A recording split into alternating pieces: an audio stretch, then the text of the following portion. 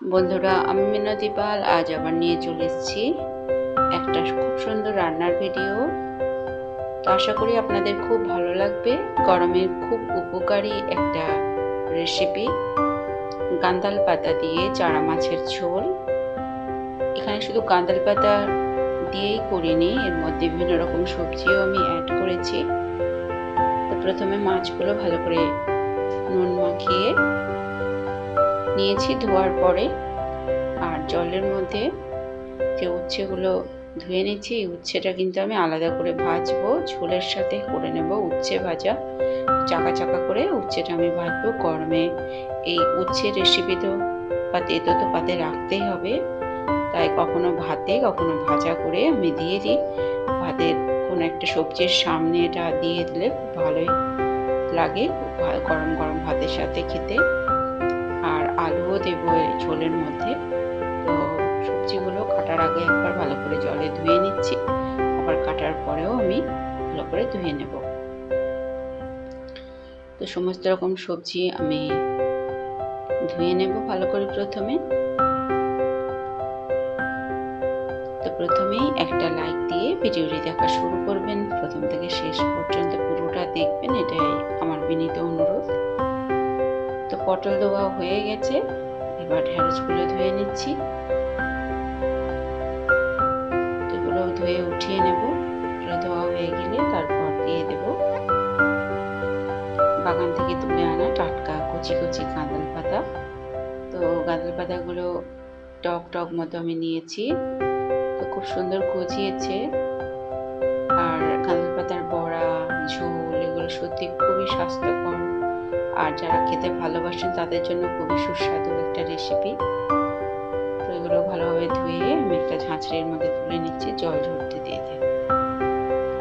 এদিকে প্রথমে আলুগুলো কেটে ধুয়ে ভালো করে ভাতের হাঁড়ির মুখে চালের মধ্যে দিয়ে দিয়েছি, 80% মতো কুক করে নেব বলে। আর অন্যান্য সবজি আমি সমস্ত কেটে ধুয়ে থালার মধ্যে গুছিয়ে নিয়েছি। উচ্ছেটাও চাকা চাকা করে কেটে নিয়েছি। তো এবার যে সমস্ত মশলা আমি বাটার জন্য নিয়েছি সেগুলো দেখিয়ে দিচ্ছি। ধনে, জিরে, আদা আর গাঁদাল পাতা, এগুলো আমি একসাথে মিক্সিতে পেস্ট করে নেব। কড়া গরম করে তাতে সর্ষের তেল দিয়ে পটলটা ভেজে নিচ্ছি হালকা করে। কিছুক্ষণ পটল ভেজে নেওয়ার পর দিয়ে দেব ভেন্ডিগুলো। ধুয়ে রাখা ভেন্ডিটাও আমি অ্যাড করে দেব। তো ভেন্ডিটাও ভেজে নেওয়ার পর যে ভেন্ডিটাও একটু ভাজা হয়ে যাবে, অমনি আমি যে 80% মতো কুক করা হয়েছে যে আলুগুলো রয়েছে সেই আলুগুলো দিয়ে দিচ্ছি। আলুগুলো দেওয়ার পর আমি সামান্য পরিমাণ নুন আর হলুদ দিয়ে দেব, দিয়ে ভালোভাবে নাড়িয়ে চাড়িয়ে একটুখানি ভেজে নেব।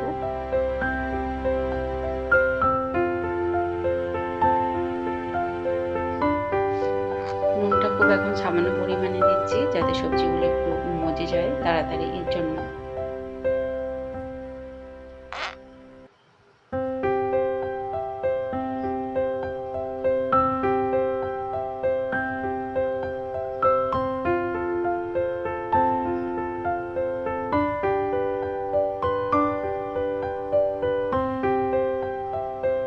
তো ভাজা হয়ে গেছে, এবার আমি থালার মধ্যে উঠিয়ে নেব একটা চামচের সাহায্যে। আর অন্যদিকে যে মাছগুলো ধুয়ে আমি নুন মাখিয়ে রেখেছি সেগুলোতে হলুদ মাখিয়ে নিচ্ছি। তো কড়াতে সর্ষের তেল গরম করে মাছগুলো ভালো করে উল্টে পাল্টে ভেজে নেব। খুব কড়া করে ভাজবো না, হালকা করে ভাজবো, যেহেতু আমি একটা স্বাস্থ্যকর ঝোল বানাচ্ছি। বাকি তেলে আমি 5 ফোড়ন আর শুকনো লঙ্কাটা ফোড়ন দিয়ে নিলাম, পেঁয়াজ কুচিগুলো দিয়ে একটু ভেজে নেব। তো পেঁয়াজ কুচিটা ভেজে নেওয়ার পর দিয়ে দেব ওর মধ্যে একটা মিডিয়াম সাইজের টমেটো কুচানোটা দিয়ে আমি যেটা দিয়ে থাকি নুন, হলুদ, মিষ্টি পরিমাণ মতো দিয়ে আমি টমেটোটাকে ভালো করে ভেজে নেব।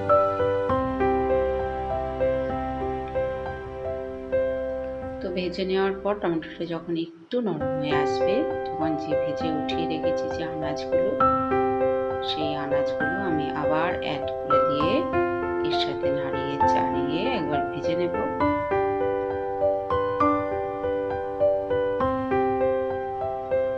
আনাজগুলো একটুখানি ভেজে নিচ্ছি।